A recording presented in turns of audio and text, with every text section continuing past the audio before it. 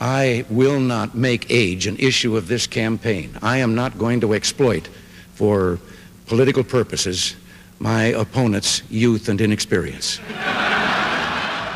If Ronald Reagan were running against some of the 2016 hopefuls, chances are he'd crack the same joke. The Senate freshmen vying for the White House have one thing in common: thin resumes. But should their prior political experience, or lack thereof, even matter? There's no certain road to the presidency. There are no guarantees that if you take one road or another that you will be a successful president. Candidates with little experience themselves would say no, but if history's a guide, it depends. It's often said governors make the best presidents, the conventional wisdom being running a state is good training for running a country. I believe experience counts, but it's not everything. Values, judgment, and the record that I have amassed in my state also should count for something.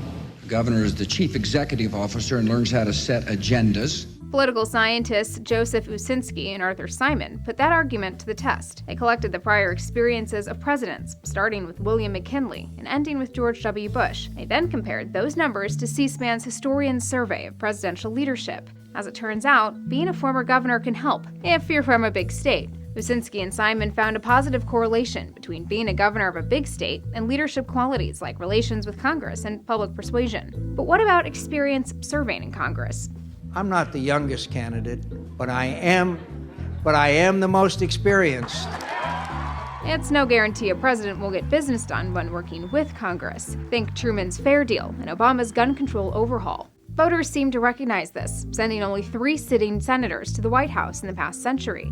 I know what it takes to get small business growing again. As for private sector experience, it's not the predictor of success some candidates make it out to be. If you take failed businessman Harry Truman out of the equation, only 5 of the last 20 presidents had significant business experience, and most tend to rank below average. Of those 5, 1 led the country during a depression, another a recession. Bottom line, there's no single experience that makes for the perfect president. Consider that Richard Nixon had a very long career in public service before becoming commander-in-chief, and he holds the distinction of being the only president to resign in disgrace. On the other end of the spectrum, Abraham Lincoln. Few could have predicted a self-taught lawyer with just a brief stint in the House of Representatives would be up for the job ahead of him. With credentials like that, could he survive a campaign today? But what have you actually accomplished? You don't have a lot of experience. Some say not enough experience. You need more experience than that. He doesn't have the chops or the experience to be president of the United States.